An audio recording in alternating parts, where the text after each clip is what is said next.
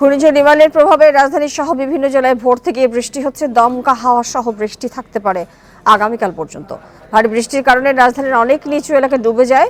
মহাসড়ক বাদে অলিতে গলিতে পানি জমে গেছে। সকালের বৃষ্টিতে ভোগান্তিতে পড়েন অফিসগামী সাধারণ মানুষ।